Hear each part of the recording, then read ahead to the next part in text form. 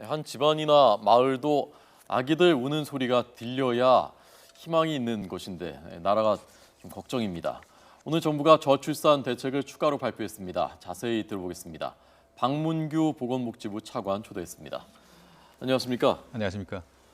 저출산이 지금 심각하죠? 정말 심각합니다. 어느 정도인지 좀 통계를 설명을 해주시죠. 먼저. 우선 내년부터 우리 경제활동 인구, 생산 가능한 인구가 15세에서부터 64세 인구인데요. 약 3,700만 정도 되는데 당장 내년부터 이 인구가 줄어들기 시작합니다. 내년부터요? 네, 생산 가능 인구가 줄어들게 되면 아무래도 생산활동에 참여하는 인구가 줄어드니까 잠재 성장률 자체가 떨어지게 되고 이제 뭐 취약하는 학생들 또 대학에서의 정원 또 군대에 가는 그 병역 자원들 모든 자원들이 줄어들게 돼서 앞으로 여러 가지 사회 전반에 걸쳐서 큰 영향을 미친다고 하겠습니다. 네. 합계 출산율, 그러니까 한 여성이 평생에 낳을 것으로 기대되는 자녀의 수가 지금 1.24가 작년 기준으로 1.24 정도 됩니다. 그러니까 OECD 전체에서는 거의 꼴찌에 가까운 숫자인 최저 거죠. 수준입니다. 네. 그 수치도 거의 뭐 아주 조금 오르거나 아니면 점점 더 내려가거나 하는 추세고요. 사실 2005년이 제일 낮았습니다. 2005년에 1.08이었는데요. 그동안 이제 1차 5개년 계획, 2차 5개년 계획 해가지고 작년도 12월 15일 날 3차 저출산 5개년 계획, 기본 계획을 발표를 했습니다만은 그래서 1.08에서부터 조금씩 아주 미세하게 올라가지고 지금 1.24까지 이렇게 완만하게 이제 상승을 하는 추세였습니다만은 금년 들어서 출생아 수가 작년에 대비해서 많이 줄고 있습니다. 5월 기준으로 보니까 작년에 대비해서 한 10,000명 정도가 줄어드는 그런 출생아 수를 기록을 하고 있습니다. 10,000명이면 많이 줄었는데요. 보통 작년에 43만 9천 명, 43만 명 내외로 지금 출생아 수가 나오고 있는데 5월까지 10,000명이 줄었으니까 전체적으로 연간으로 하면 비례적으로만 계산해도 한 2, 3만 명 정도, 3만 명까지 줄어들 수 있다는 그런 전망을 할 수가 있어서 올해는 왜 특별히 또 더 줄어들었을까요? 그래서 여러 가지 요인을 얘기할 수가 있는데 작년에 메르스 등 해가지고 병원에 가는 거를 기피한다든지 등등 해서 좀 출산을 미루고 있는 것이 아닌가 그렇게 보고 있습니다. 작년에 3차 저출산 기본 계획을 발표를 할 때 좀 더 저출산 문제를 구조적으로 접근하기 위해서 고용이라든지 주거라든지 교육이라든지 좀 사회 구조적인 그런 대책을 종합 대책을 강구를 한 바가 있습니다.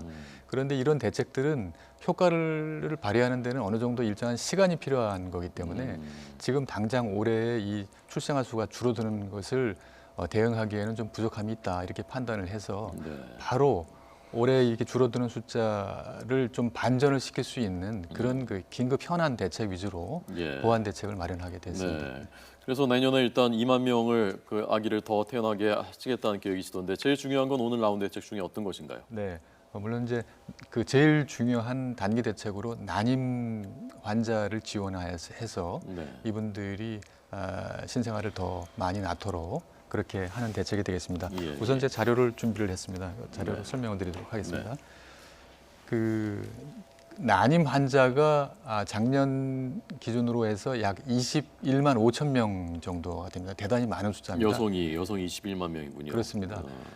최근에 부부로 치면 40만 명 이상이 아기를 잘 못 가져서 지금 고민하고 있는 분들이고요. 네, 그렇습니다. 최근에 이제 늦은 결혼이 일반화되다 보니까 고령 출산이 이제 보통 상시화되고 그러다 보니까 난임 환자들이 크게 늘어나고 있습니다. 그래서 작년에 21만 5천 명의 난임 환자 중에서 난임 시술을 받으신 분이 6만 5천 분이 되시겠습니다. 그 중에서 신생아 수가 19,000명이 신생아가 태어났습니다. 그렇군요. 그래서 실제로 보면 난임 환자가 낳는 신생아 수가 신생아 10명 중 한 4명 정도에 날 만큼 10명 중에 4명? 10명 중에 4명에 해당이 됩니다. 그래서 굉장히 많은 숫자이기 때문에 이분들을 좀 지원을 좀 확대를 하면 바로 신생아 수를 좀 늘릴 수 있는 100명 중에 4명인가요?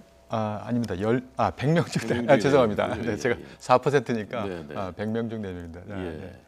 그래서 이 비율이 계속 높아지고 있군요. 그러니까 난임 시술을 통해서 아기를 낳는 비율이 4.4%로 2010년에 비해서 3배 가까이 더 늘었군요. 맞습니다. 네. 시술자들도 늘고 시술도 늘고 출생아 수도 급격히 늘어나고 있습니다. 재작년에 15,000명이 작년에 19,000명이 됐으니까요.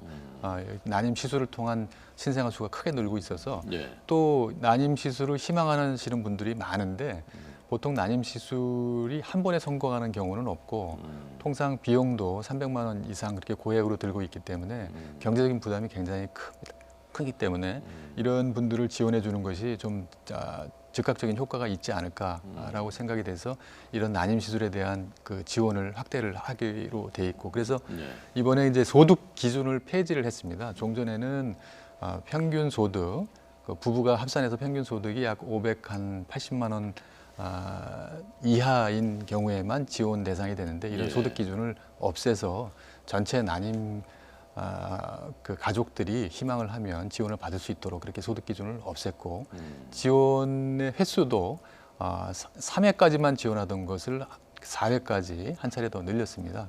또 지원하는 그 금액도 최대 190만 원에서 240만 원까지 늘려서 거의 그 대부분 그 실소요가 커버되는 정도까지 지원될 수 있도록 그렇게 지원을 확대를 했습니다. 이 정도의 소득이 되시는 분들은 그런데 원래 뭐 본 자신들이 예산을 부담해서 난임 시술을 하는 분들 아닌가요?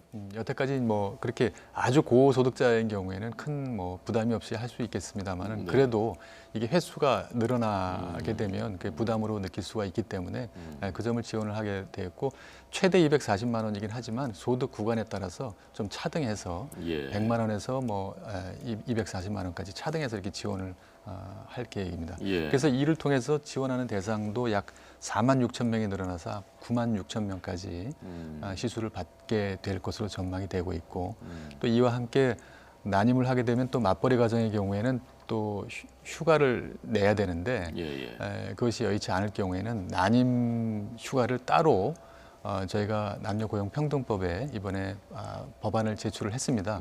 그래서 난임 휴가를 별도로 3일간 무급이긴 하지만 3일간 더 휴가를 쓸 수 있도록 이렇게 제도를 보완을 할 계획으로 있습니다. 난임은 기준이 어디부터를 난임이라고 보는 건가요? 여러 가지입니다. 그러니까 그 질병 그러니까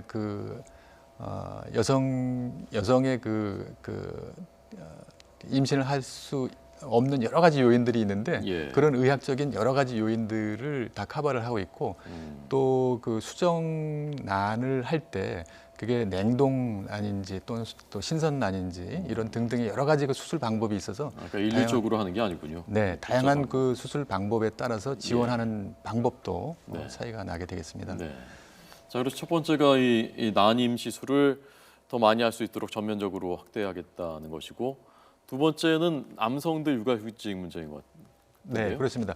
이 난임 조금만 더 보충 설명드리면 그 이제 난임의 시술비를 이제 그때그때 지원하는 것을 이제 17년 10월부터는 건강보험의 일반적인 적용을 받도록 그렇게 준비를 하고 있습니다. 그래서 내년 10월 이후에는 건강보험에 적용이 돼서 횟수나 어떤 그런 질환 그런 거에 관계없이 건강보험 적용이 가능하도록 그렇게 준비를 하고 있다는 말씀을 드리겠습니다.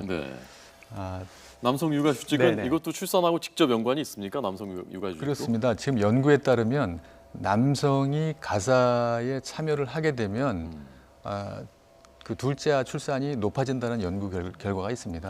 그렇군요. 그래서 이제 그 남성이 그 가사에 보다 많이 참여하도록 끌어들이는 그런 정책들이 실제적으로 출산에 도움이 되고 있기 때문에 저희가 이번에 그 남성 육아휴직 제도에 대한 지원을 확대하고자 이렇게 하게 된 것입니다.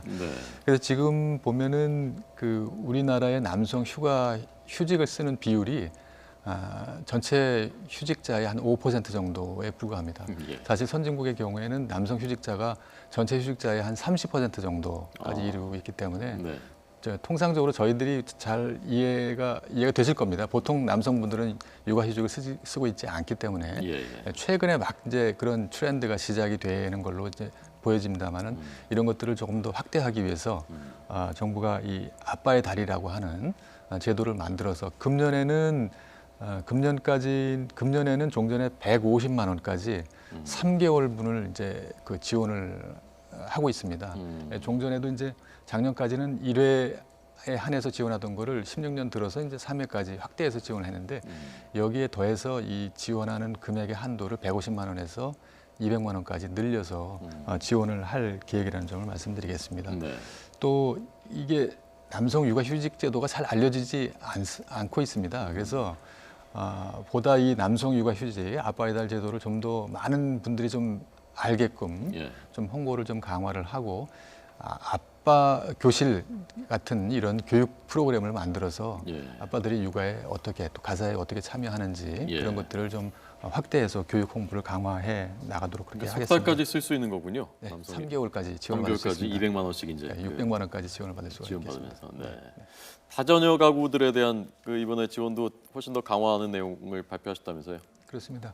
그 다자녀가 보다 더 유리하게 여러 가지 지원 정부의 지원 제도가 있습니다만은 많이 낳으면 두 자녀보다는 3자녀가 더 혜택을 볼 수 있도록 그렇게 해서 네. 이렇게 그 출산을 더 촉진하도록 그렇게 할 계획입니다.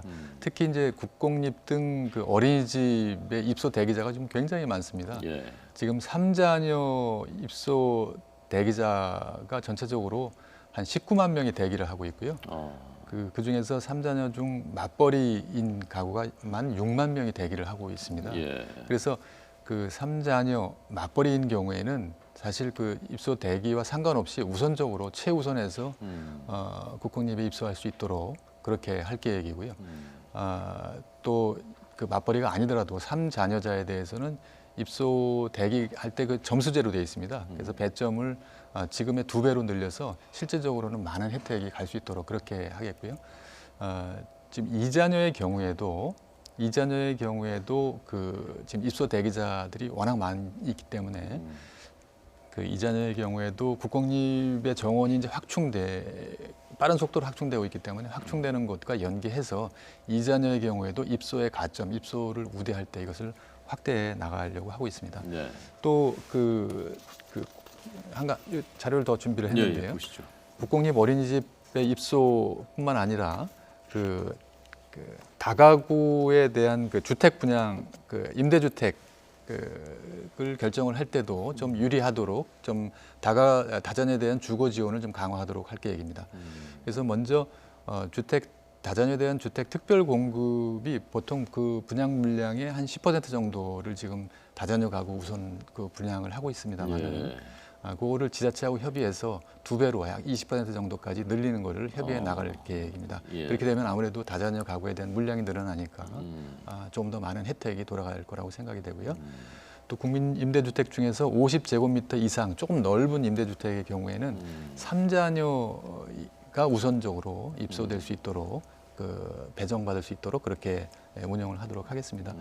그리고 이제 자녀 세액공제라고 해서 그 연말정산할 때 자녀 세액공제를 받고 있는데 종전에는 자녀당 30만 원씩 세액공제를 받았는데 이것을 첫째는 30만 원, 둘째는 50만 원, 셋째는 70만 원 이렇게 해가지고 조금 더 다자녀들이 더 유리하게 되는 구조로 이미 이제 이렇게 개편을 할 계획이라는 점을 밝혔습니다. 그리고 또 교원들이 아무래도 이제 순환 근무나 이렇게 순환 배치가 많은데 교원의 경우에는 3자녀의 경우에는 희망 지역에 우선 배치되고 또 2자녀의 경우에도 전보시 가점을 부여해서 조금 더 다자녀가 유리하게 인사상 혜택을 받을 수 있도록 이렇게 운영을 하겠고요. 이러한 점들은 다만 교원뿐만 아니라 일반 공공기관의 인사관리 정책을 할 때도 이런 것들이 확대될 수 있도록 그렇게 협의를 해 나갈 계획입니다. 예, 알겠습니다. 차관님은 혹시 자녀가 몇 명인지 여쭤봐도 됩니까? 네, 2를 뒀습니다. 2명이군요. 네. 평균 이상은 하셨군요. 네, 그렇습니다. 이번 정책이 꼭 주효해서 아기 울음소리가 좀 많이 들렸으면 좋겠습니다. 네. 나오신 김에 저희가 아까 오늘 콜레라 환자 네, 또 한 명 발생했고 원래 첫 번째는 통영 거제 놀러 가셨던 분이고 이번에는 거제 주민이고 다행히 두 분 다 지금은 완쾌는 됐는데 혹시 또 지역에서 이게 확산되는 건 아닌가 하는 걱정들이 오늘 나왔는데 어떻게 대책을 마련하고 계십니까? 정부도 이렇게 콜레라가 발생한 것을 위중한 상태라고 보고 있고요. 그래서 신속한 대응을 위해서 지금 그 긴급 상황실을 확대해서 운영을 하고 있고 거제 현지에 현지 그 대응반을 설치해서 24시간 지금 가동을 하고 있습니다. 그래서 지금은 그 역학 조사를 하고 있는데 그래서 그 감염 경로라든지 오염원을 찾는 데 주력을 하고 있습니다. 첫째 환자의 경우에는 거제에 여행을 오셨다가 광주로 돌아가셨는데 같이 식사를 했던 가족분들 모두가 지금 조사 결과 콜레라 반응은 없는 것으로 음성 판정이 나왔습니다.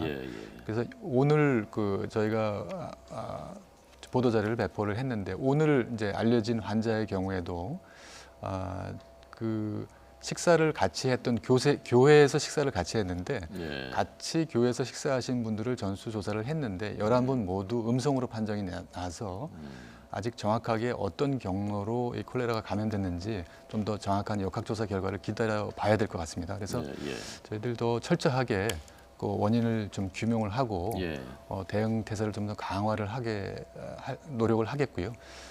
다만 또 결국 이제 콜레라가 그 물이라든지 또 오염된 음식으로 이제 전염이 되는 거기 때문에 일반 국민들께서도 그런 그 위생 수칙을 좀 더 엄격하게 준수를 해주시기 바라겠습니다. 특히 이제 손 씻기 같은 거는 간단하게 예방할 수 있는 좋은 방법이 되겠는데요. 통상 손을 씻을 때 이렇게 간단하게 이렇게 물만 묻히고 씻고 마는데 그러지 마시고 30초간 이렇게 좀 그 세제를 빗물을 이용해서 좀 꼼꼼하게 이렇게 닦는 그런 걸 생활 습관을 해주시면 예방에 도움이 되지 않을까 싶고요. 또 물도 가급적이면 좀 더 끓여서 들으시는 것이 콜레라 예방에 도움이 될 거라고 생각합니다. 저희 폭염 속에 그 한 가지만 더 여쭤보겠습니다. 식중독 학교 급식에서 식중독이 아마도 발생한 것으로 추정이 되고 폭염은 일단 뭐 좀 꺾이는 것 같습니다만은 이 식중독뿐만이 아니더라도 급식 관리 실태를 최근에 점검해 보니까 거기서 위생 불량이 많이 적발됐고 또 농약 식자재에서 농약 성분이 검출됐다는 보도도 오늘 저희 YTN에서 했고요. 어떻게 좀 개선이 획기적으로 돼야 되지 않을까 싶던데요. 그래서 이런 그 집단 식중독 사고가 난 점에 대해서 참 송구스럽게 생각하고요. 그래서 지금 그 현장에서 보건소와 지방식약청 그리고 또 교육청이 합동 점검을 해서 그 현장의 그 모든 그 전국에 있는 학교 급식소와 또 그 식자재 공급 업체를 지금 합동 점검을 하고 있습니다. 그래서 거기에 그 위해 요인들을 감시를 좀 강화를 할 계획으로 있고요. 또 식중독 발생 시에 좀 그 검사가 신속하게 이루어지도록 신속 검사 체계를 가동을 하고 있고 또 식자재 공급업체가 공급하는 학교 A라는 학교에서 식중독 사고 발생을 하면 이 공급하는 다른 학교에도 그런 내용들이 조기에 알려져서 조기에 좀 경보가 가능하도록 조기 경보 체제를 운영을 하고 있습니다.